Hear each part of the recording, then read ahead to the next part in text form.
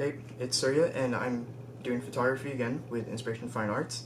And today, instead of really teaching a specific aspect of photography, I wanted to analyze some very famous and very powerful photos and images, specifically by African American photographers.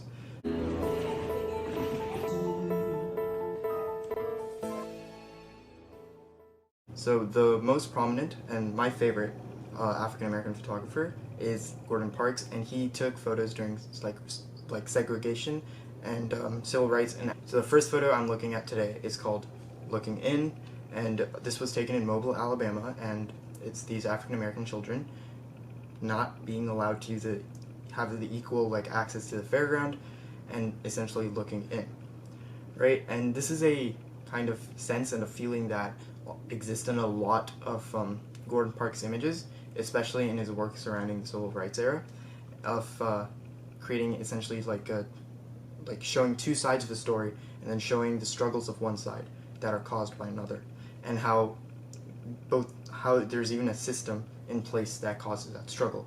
What I mean specifically by system is showing this next photo. This shows Ella Watson, who works at the Farm Security Administration, the FSA, which is a government organization, but she's not been given the equal right as anybody else that works there also. But instead she still has to support the American flag, and she has to support that system that doesn't necessarily support her back, and by capturing the American flag and then creating parallel lines and photographing Ella Watson under it, it shows the same two-sided story. The next Gordon Parks photo was, I'm pretty sure earlier, and this was when he was working with Life magazine, and this was taken in Pennsylvania of a grease factory, right? And so this was taken around World War II, where a lot of emphasis was put on soldiers and the like, but he wanted to portray working African American men in the same heroic light. So what he did was he used a lower angle, which portrays significance and portrays being a hero, and used very dramatic lighting.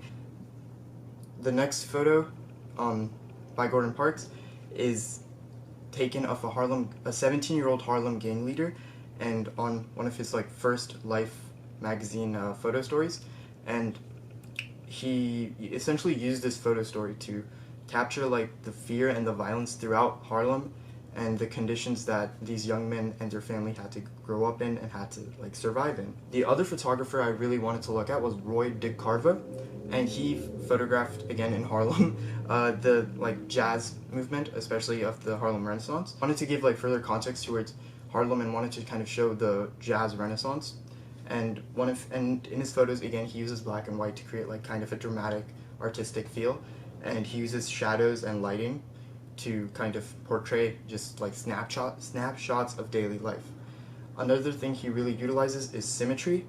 For instance, in this photo, even with the panoramic shot of how he framed it, you can see there's a very intense symmetry going on with the park bench and the path leading up to it. The next photo is again taken in Harlem by Roy DeCarva, and this photo specifically again focuses heavily on symmetry, but also it's just a very nice photo to look at aesthetically, but it also shows the context around Harlem, right? It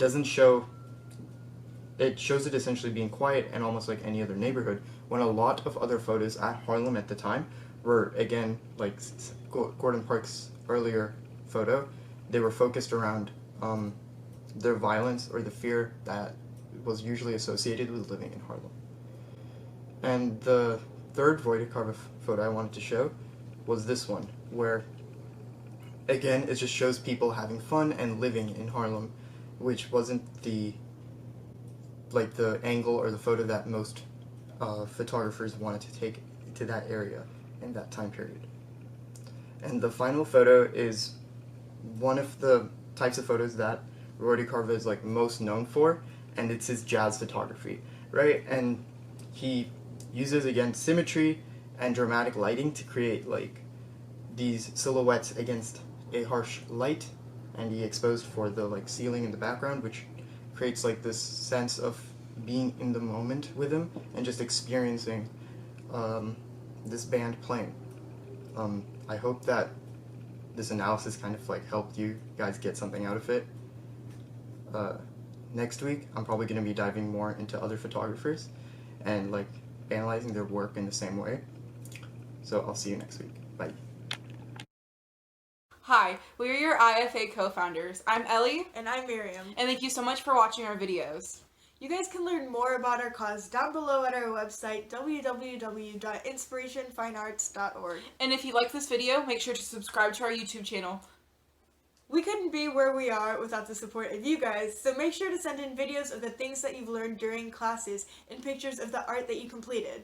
Everything you send in will be featured on all our social media platforms. Thanks for supporting us, and until next time, Go find your inspiration!